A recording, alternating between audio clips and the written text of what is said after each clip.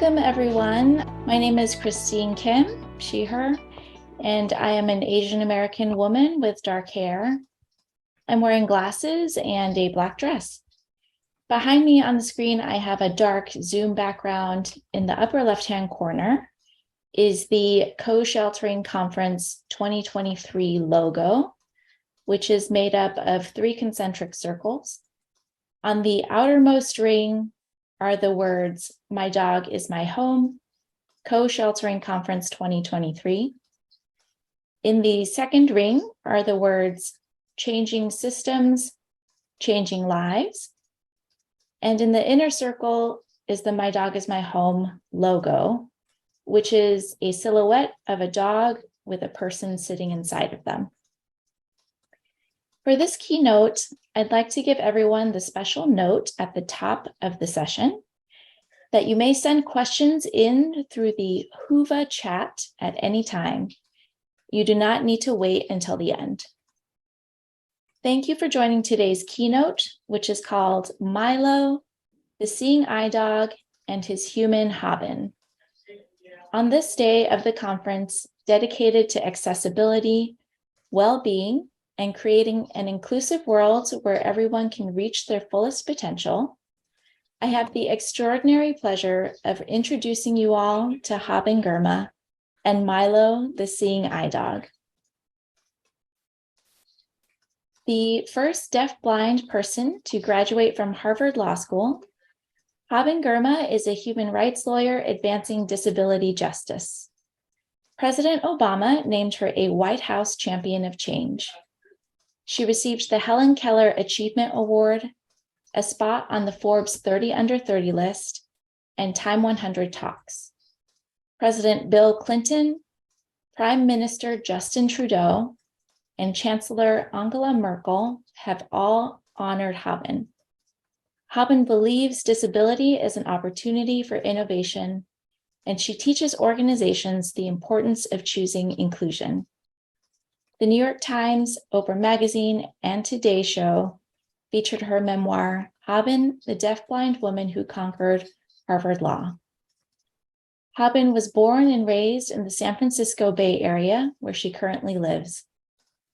Haben is determined to resist isolation and find the keys to connection, and she lives an adventurous life, which includes her experiences visiting her parents' home in Eritrea and Ethiopia, building a school under the scorching Saharan sun, training with a guide dog in New Jersey, climbing an iceberg in Alaska, fighting for blind readers at a courthouse in Vermont, and talking with President Obama at the White House. And she wanders the world and experiences many of those adventures with her companion and her guide dog, Mylo. And Haben, I see that Mylo has graced us with his appearance as well. Thank you so much to both of you for being here today. You're very welcome. Thanks for having me here.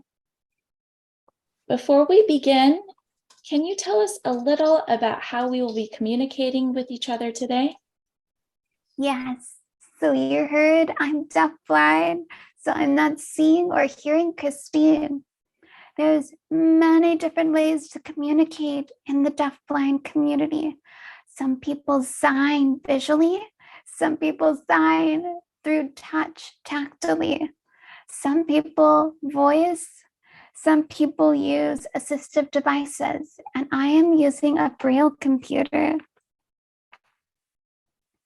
I'm holding it up, so there's Braille along the bottom, and as one types, dots appear, and I run my fingers over the dots to feel the letters. You might notice a delay between when Christine speaks and when I respond. That's because the communication is still coming through. Part of accessibility is patience, making time and space for all our different voices. In many cultures, there's still stigma for not speaking a certain way. If someone has an accent, a high register voice, if someone signs instead of voices or uses assistive devices, a lot of communities still have stigma and shame around that. We need to work to create communities where all voices are valued, regardless of whether they're voicing, have an accent, sign, or use assistive computers to get their messages across. Back to you, Christine. Thank you so much for explaining this to us, Haben. We are all very eager to hear from you and about your journey, your relationship with Mylo, and your tireless advocacy work for people with disabilities. After which, I will have the privilege of chatting with you, and then we will open it up for audience Q&A. And again, I encourage people to go ahead and drop their questions in the Whova QA window, and we will get through as many of them as we can. So from here, I hand things back over to you, Haben. Thank you. So the title is Mylo the Seeing-Eye Dog and His Human Haben. I will first start by talking about Mr. Mylo. We'll begin with the visual description. He is a German Shepherd. Right now, he's stretched out on a bed.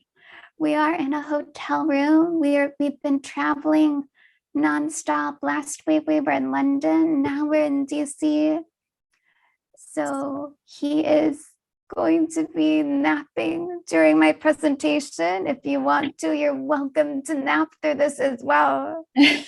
And I'm Haben. I'm a Black woman wearing a teal dress and long dark hair. Why did I describe myself?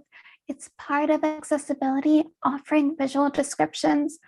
Don't assume everyone can see. Don't assume everyone can hear. We need to make sure our presentations provide information in multiple formats, provide information visually, auditorily, and when the opportunity allows, provide information through touch and smell and taste. When we have information in multiple formats, we reach more people, we engage more people. Self-descriptions allow blind audience members to know what visuals are being presented. It also allows sighted people who are multitasking and maybe not watching the screen, maybe driving and listening, maybe cooking and listening, to also get the same information and follow along through listening. So it's accessibility for disabled people, and it's also just better access for the entire community, disabled and non-disabled. I was born deafblind. When I was in first grade, I started using a white cane. That requires a lot of training. So I took lessons on how to cross streets with a white cane, how to ride a bus, navigate sidewalks and hallways. And people asked me, why don't you get a guide dog? And I thought about it and I applied to get a guide dog. Then I was talking with one of my friends and he asked, why are you getting a guide dog? And I told him, I'm kind of nervous to leave home and go to college, and having a guide dog would give me more confidence. And he told me, you're going to depend on a dog for confidence? You should depend on yourself for confidence and build up your own confidence. And that made sense. He had a point. So I told the guide dog school I was not going to go. And instead, I went to a training center to build up my blindness skills. I was feeling nervous about going to college and traveling. I needed to deal with that nervousness and build up my skills so I would no longer feel nervous. And the blindness center taught me to improve my cane travel skills so that I could cross streets safely without using sight or hearing. They also had training on assistive devices like computers using screen readers. Screen readers are software applications that read out loud what's on the screen. If we program websites and apps to be accessible, then blind people who are using screen readers can access what's on the computers and websites and apps. I also learned cooking without sight, woodworking without sight. I was even using a radial arm saw in the woodshop class. So I spent some time building up my skills. I had more confidence. I went to college. I went through most of college using a white cane. And then I reached a point where I decided the cane is fantastic, but it actually has quite a few limitations. In order to reach an object, in order to know to go around an object, you have to tap the object with your cane. And with a guide dog, you could glide past that object. You don't even need to know it's there. You can just glide on past it. And I wanted the grace and beauty of moving through the world with 6 legs instead of just 2 legs. And once again, I applied for guide dog school. I already had my confidence. I wanted greater freedom and mobility, and a guide dog would give me greater freedom and mobility. I applied in December. It's a long, complicated process. I sent in my application. They asked lots of questions about my lifestyle. Where did I live? Where was I going to college? What would I do after college? And how fast did I walk? What kind of environments did I walk in? Would I be flying a lot? So that application was in December. They sent in an instructor to interview me, to observe my walking patterns, how fast I walk, what my environment was like. And in July, so that was almost 7 months, I went to the guide dog school, the Seeing Eye in Morristown, New Jersey. And they matched me with Maxine. She did not listen to me. And this is normal for many guide dogs. When you first meet them, you're just a random person. It takes time to build up a relationship. So we had to work for several weeks, about a month at the guide dog school, from morning to night, building up a relationship. And we would walk around Morristown, practice walking together, crossing streets. And we built up trust. She learned to trust and respect me, and I learned to trust and respect her. After college, I went to Harvard Law School. I became an advocate for disabled people. And Maxine was with me through law school. Together on 6 legs, we graduated. And I've been an advocate for many, many years.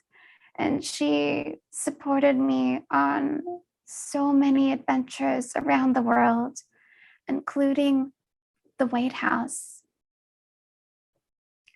Maxine passed away due to cancer in 2018. And it was really painful to lose a life partner. The relationship with the guide dog is really hard to describe. They're with you all the time, and they're listening to you. They're watching you.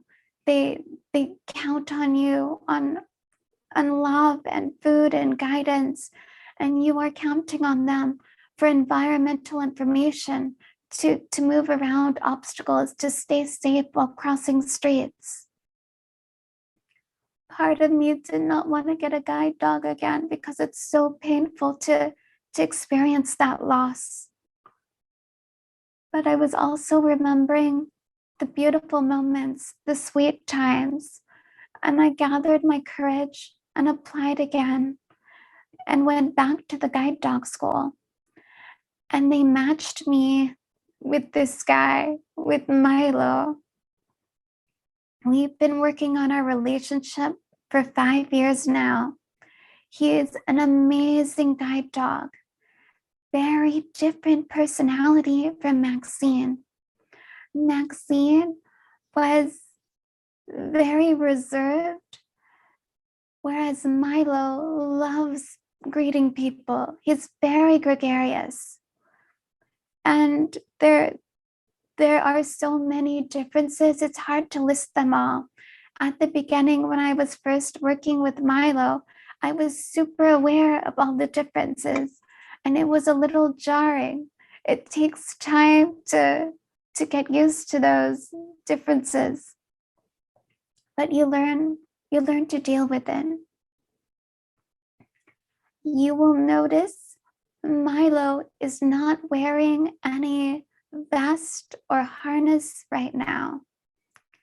And when I was in London last week, so he's not wearing any harness or vest right now because he's relaxing. He's napping because I'm talking. And last week when we were in London, he was wearing his harness, a seeing eye harness. And it's different from the harnesses guide dogs in the UK wear. Guide Dogs UK gives their dogs a different harness, different color. It's a white leather harness, whereas Mylo's harness is a brown leather harness. And when I was navigating places in London, security, restaurant owners, people, drivers would say, "Hey, is that a real guide dog? Why isn't it wearing a harness?" And I had to educate them that actually there are many different guide dog schools around the world. They all have different harnesses. What makes a guide dog is the training, not the outfit. And actually, there isn't a requirement that they wear a certain kind of color or a certain kind of vest. It all comes down to training. And it's a lot of training. They get a lot of training in the UK, guide dogs in the UK. And the schools here in the United States also have a lot of training.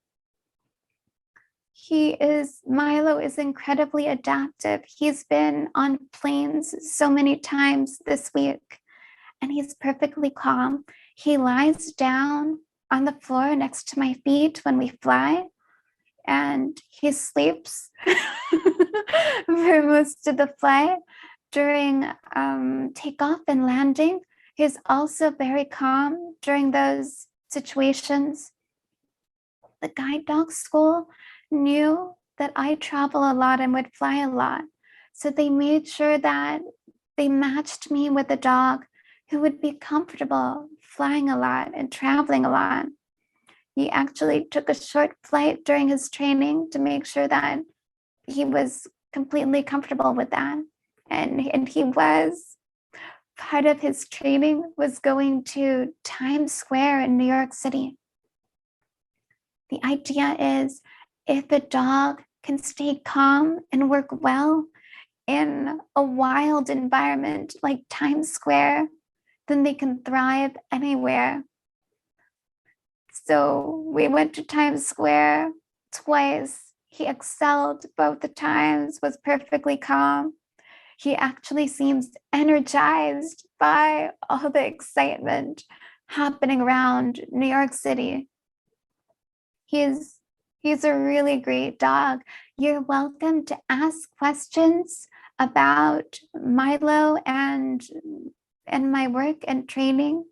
I'll tell you a little more about me. I'm very focused on technology and ensuring access for disabled people. A lot of our tech starts out as ones and zeros, and that ones and zeros can be converted to engaging visuals, audios, and Braille. The Web Content Accessibility Guidelines is a very important set of technical standards that offers guidance on making websites accessible for a variety of different disabilities. For videos, we want captions to ensure access for deaf individuals, audio descriptions for blind individuals. We also would love more American Sign Language interpretation, or if in other countries, sign language interpretation for that, for other sign languages around the world. Deaf communities are innovative. Disabled people are innovative. There are so many different ways to do things.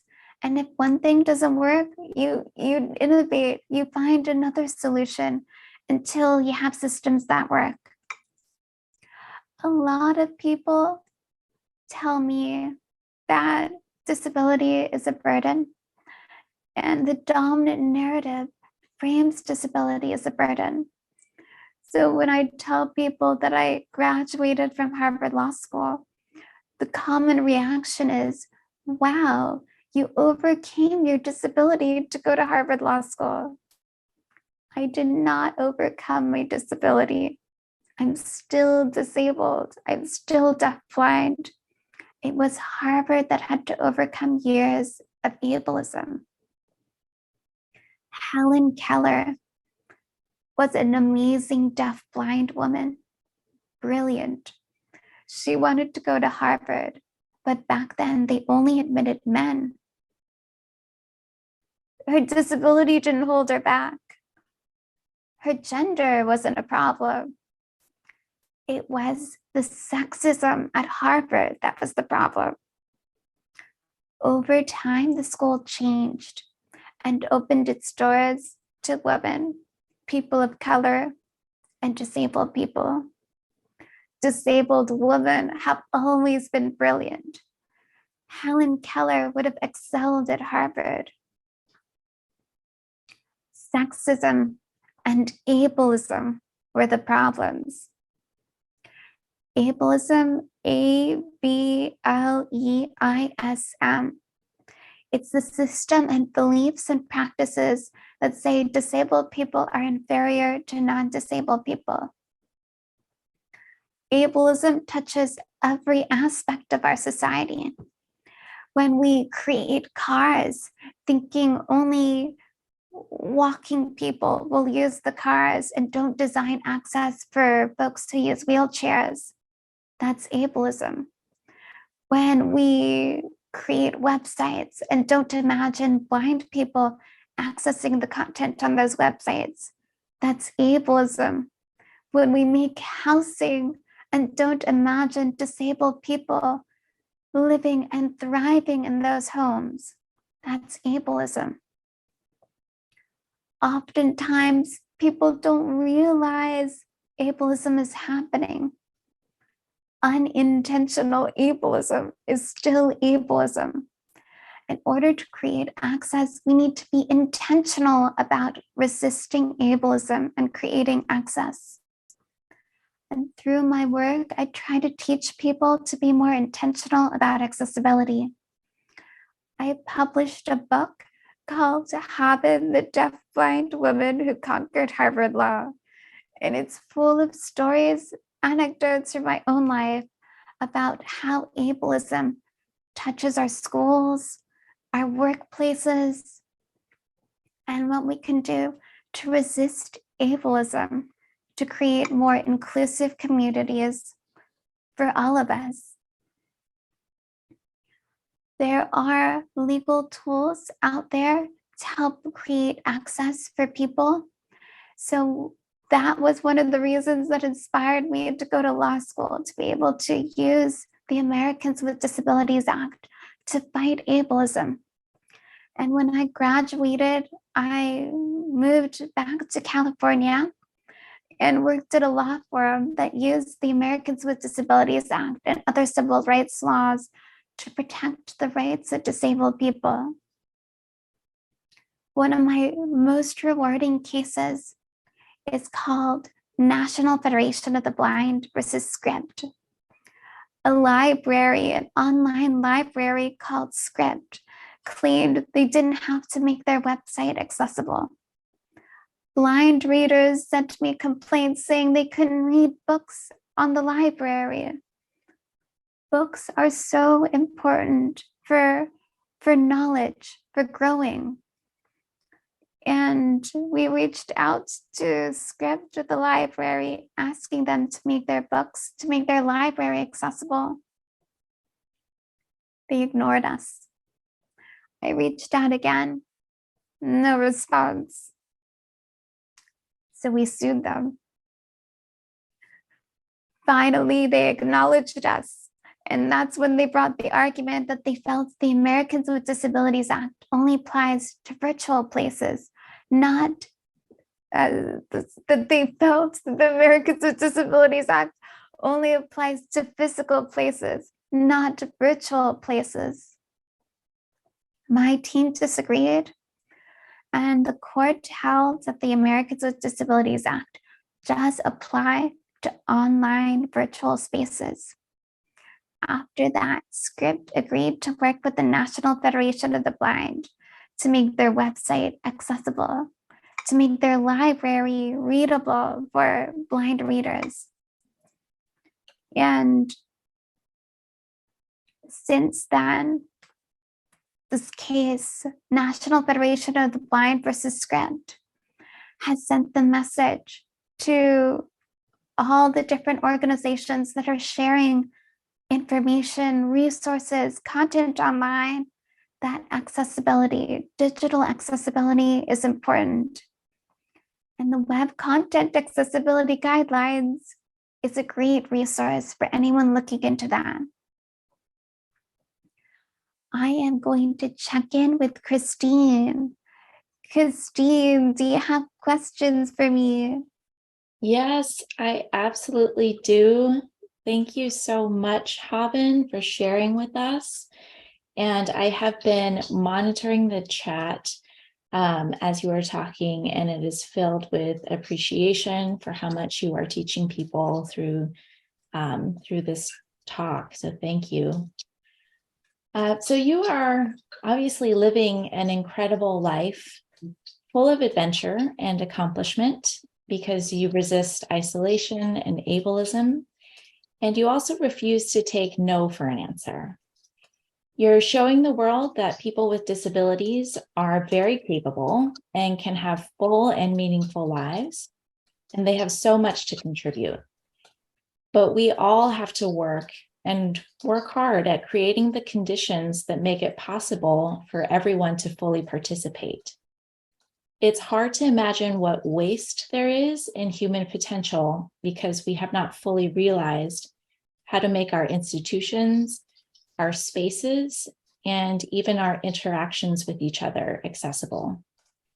We're facing an increasingly complex world and increasingly complex problems that need to be solved. And we aren't going to solve them by excluding people who might have amazing gifts and work ethic because they don't fit a very narrow demographic. So the topic at hand for this entire conference is homelessness, and specifically people and animals who experience homelessness together. Housing is one of those fundamental, basic needs we have in order to do more than survive. Yet it's a struggle for people to access housing, particularly if they have an accompanying animal. At My Dog is My Home, in our broad messaging, we're generally advocating for the inclusion of companion animals in shelter and housing, not assistance animals. And part of that thought process is that assistance animals are already protected by the law. However, I am consistently shocked at how many shelter and housing providers are not meeting the basic requirements of the Fair Housing Act. And at times, it seems like it's not just from ignorance, but there is an active resistance to it. We did have someone from the Department of Justice on earlier today talking about the particularities of the law and legal repercussions that occur if a provider's practices are not in line with the Fair Housing Act. But I would love to hear from you, Haben. What is the actual human toll on someone when they face discrimination and your service animal or emotional support animal is being actively fought against? It might be a bit of a leading question, but I just feel like that would cause someone so much harm. Dogs bring so much joy and love and comfort into our lives. And those that are trained as assistance animals, such as guide dogs, offer even additional supports like guiding you around obstacles, helping you avoid getting hit by a car. So these dogs are absolutely amazing. So service dogs, humans with service dogs, even though we have laws protecting us, still face a lot of discrimination. When I was looking for housing, I would not tell landlords that I have a dog. Even though guide dogs are protected under the law, I would not tell my landlord. And I would leave my dog with a family member and go visit the home. And only after I'm registered would I mention, oh, by the way, I have a guide dog. And the reason is discrimination. It is so rampant. It's horrible. And I know a lot of other disabled people who have to come up with creative strategies to try to ensure that they're not discriminated against. So this is a huge challenge for people with guide dogs and other service dogs. There is a lot of discrimination against pets, and I feel like there should be more openness and we should have a more welcoming culture for pets to be in the lives of their humans. And I wish more shelters, more landlords ensured housing for people with their pets so that they could have greater support and can stay together with their furry friend. Thank you, Haben. There's another type of conflict in the assistance animals and housing world that I come across a lot. It also seems like there is a hierarchy of types of assistance animals that housing providers, as well as just other people, find acceptable. I'm curious to know your thoughts about this, Haben. Mylo is a service animal and obviously highly trained, well-behaved. He's able to stay calm in situations that might cause a lot of excitement for other dogs. He even survived Times Square in New York City. Emotional support animals do not have to receive any type of training, but their mere presence provides support to their humans with disabilities. And those emotional support animals still afford their people with the equal opportunity to use and enjoy the dwelling. I have heard some people advocate for more restrictions on emotional support animals, and it comes off in a way that makes it seem like emotional support animals are inferior to service animals, and they in some way cheapen the protections afforded to trained service animals. Can you give us your thoughts on this? It's kind of like they're saying there's a hierarchy in advocates. There are advocates who went to law school and have a license to practice law, and there are advocates who have not gone to law school and do not have a license to practice law. Non-licensed advocates, non-attorney advocates can still have an amazing impact in the world. But there are certain things that you would only want a licensed attorney to do. So there is a difference between dogs that have gone through 2 years of training to be able to assist a blind person versus a dog that has not received any training. I think a more pressing issue is how do we make a more welcoming environment for pets and make sure that more shelters, more landlords are recognizing that the dogs in our lives have value and people should be able to bring their loved furry animals into into spaces with them. Thank you, Haben. I completely agree. I also know that you describe disability as an opportunity for innovation. You have given examples of this in many contexts, including communication, sports, travel, design, and technology. I have a quote here from a speech you gave at a Society for Computers and Law event in London in 2019 that I thought was so powerful. You said, "Stories influence the organizations we design, the products we build, the futures we imagine for ourselves. As the daughter of refugees and as a disabled Black woman, lots of stories say my life doesn't matter. I had to learn to resist those stories. If you face challenges, it's an opportunity to come up with new solutions. Disability drives innovation." I think there are elements of this quote that apply to our particular field and mission as well. Making accommodations for assistance animals might be seen as a challenge. But because of the Fair Housing Act and the ADA, it's a challenge housing providers are legally required to meet.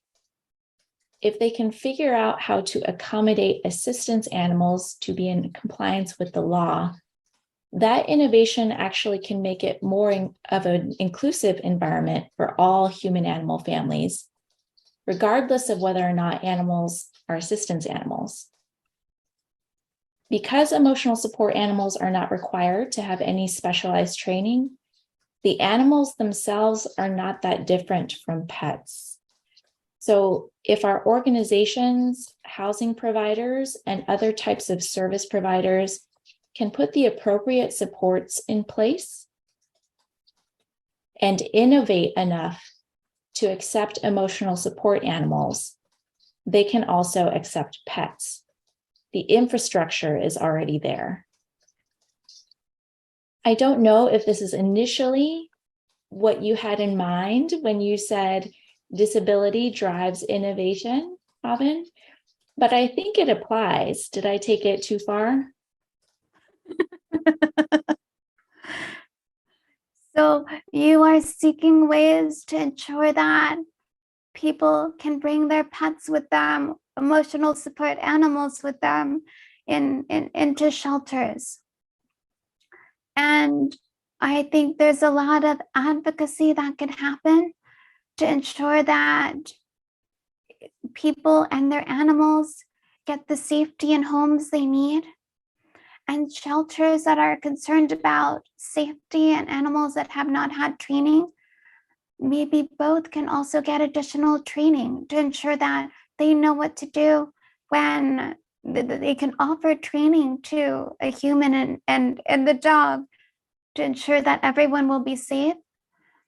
So there are lots of possibilities to innovate and find solutions here. Yes, thank you so much for saying that, Haben. That is one of the things that My Dog Is My Home really advocates for with shelter providers and housing providers that are thinking about accommodating animals on site. It's like, if you're worried about behavioral issues and having untrained animals on site, like, work with a trainer. Just work with a trainer. You know, I think that's a completely reasonable investment to make. So I can see here that we have a few questions in the chat on Whova for You, Haben. So I'm going to go ahead and open this up to our audience for Q&A. And I already see a great number of questions here, really thoughtful ones, really well crafted. So thank you, everyone. Our first question is from Veronica. She asks, Haben, it's an honor to have you speak to us. You are an extremely talented speaker and have a beautiful cadence to your voice.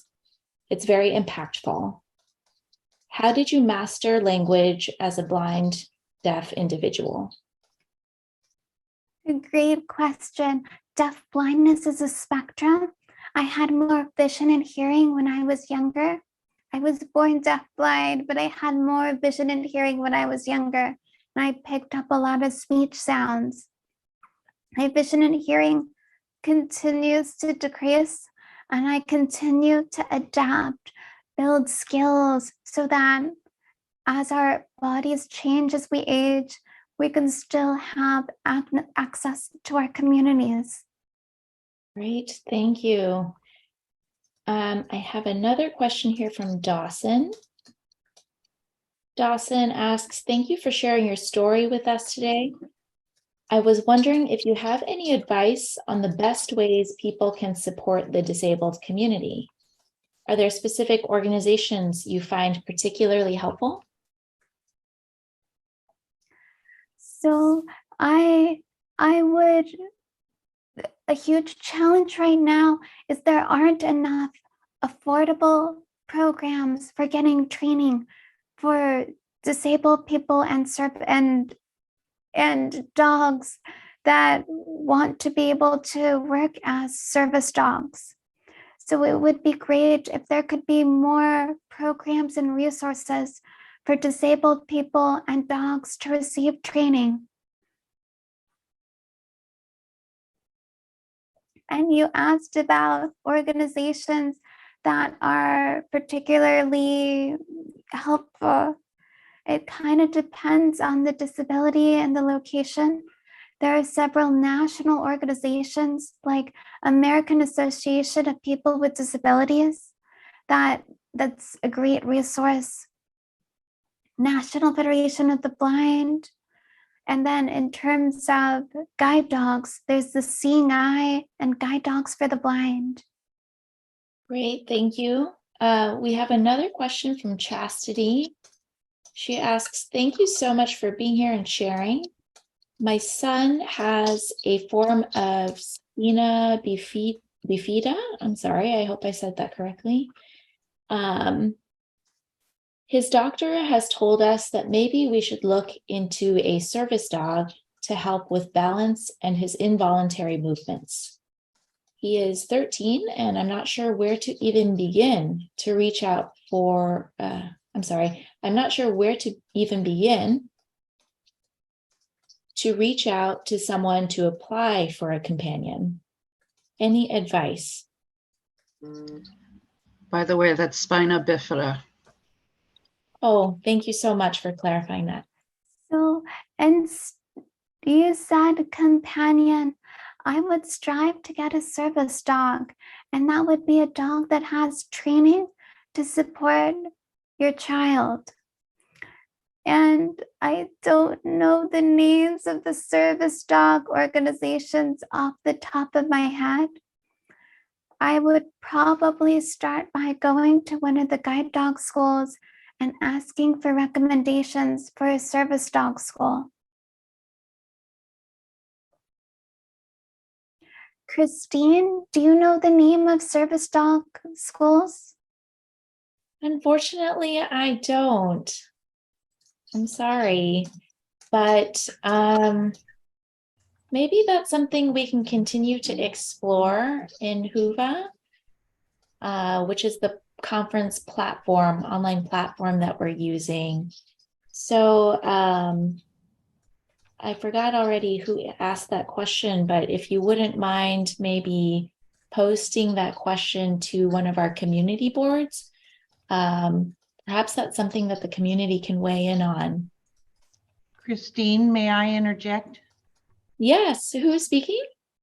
Assistance Dogs International is an umbrella for service dog agencies throughout the world, and it has the names on their website. I don't have it in front of me, my apologies, of most of the accredited service dog provider agencies.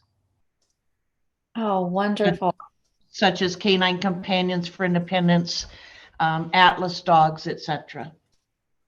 Oh, that's fantastic. I'm so glad that you interjected. Thank you. Is that something you can also post to the Whova just as a resource for our community members? in the chat or in the QA? Sure, in the chat, but also in Whova, there's a way to drop links and messages to all of the attendees. Okay, I'll figure that out and find the website. Yes, and you can always message it to me as well, and I will assist with that as well. But on to our next question. We have a question about Mylo. So what does Mylo enjoy doing on his time off? Does he have a favorite toy or treat?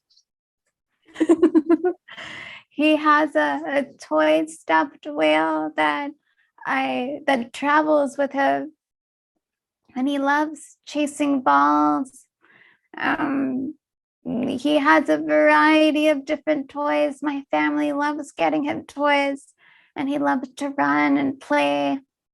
So he gets lots of downtime. And next question from Shafara. How difficult was it to gain respect being a lawyer and establishing yourself as a very independent Black woman?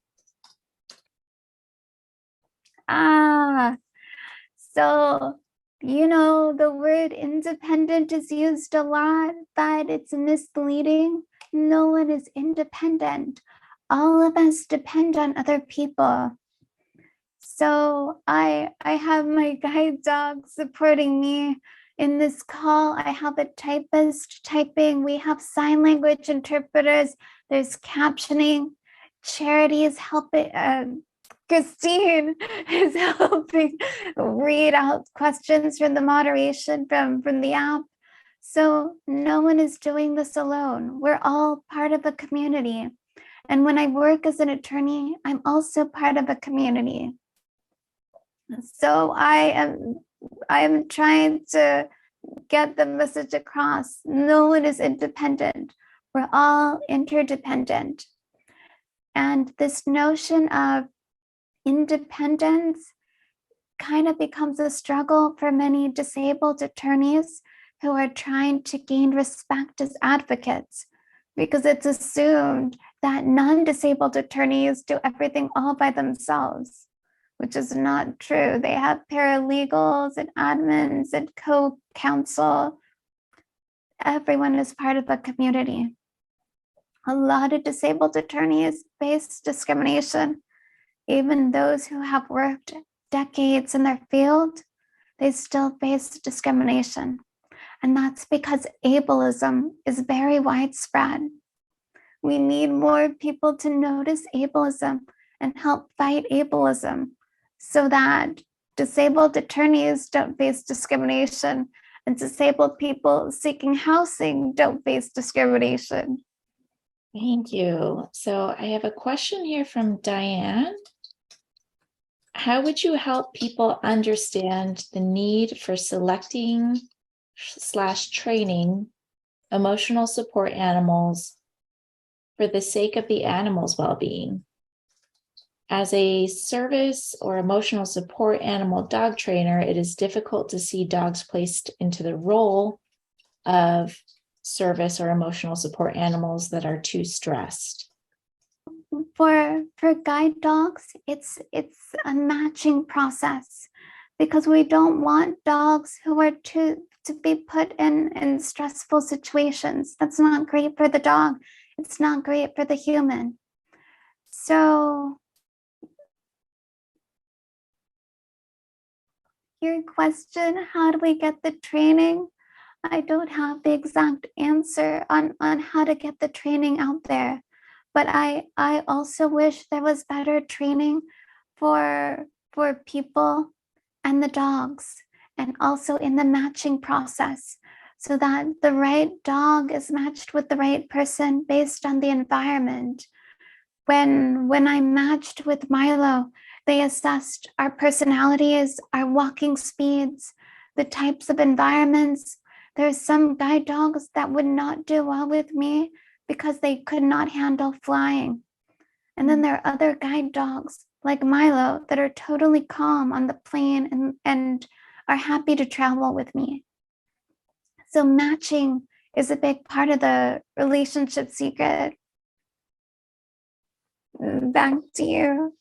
Thank you. So speaking of flying, actually, I have a question in here from Jillian about your traveling. She asks, what is your favorite thing about traveling? My favorite thing about traveling is discovering new food. I love trying new food in different places. London, interestingly, had lots of international food. That was excellent. British food is quite boring, but they had lots of really great international food, and that was fun to try. Okay, and this is, I think, probably our second to the last question here. How do you deal with people who may not be very respectful of your disability and guide dog? That is painful and frustrating. I try to come at it from a perspective of education. I try to explain this is a guide dog. He's highly trained, well behaved. He's not going to cause any trouble. And I try to reassure them. I also tell them about the law, and it's illegal to discriminate against disabled people and their service dogs. And sometimes that works, and that education helps them. Other times it doesn't, and that's really, really frustrating. Yes. And I'm sorry, I said that was the second to the last question, but one more popped up in my feed. So thank you for sharing your story. Was it difficult finding accessible materials during your studies at Harvard? Did you have to order these books, or did Harvard do that? I'm wondering how accessible higher education was for you. It's the school's responsibility to make the materials accessible. So both at college and in law school, the school had reading specialists who converted materials. So they made sure the materials were in accessible formats.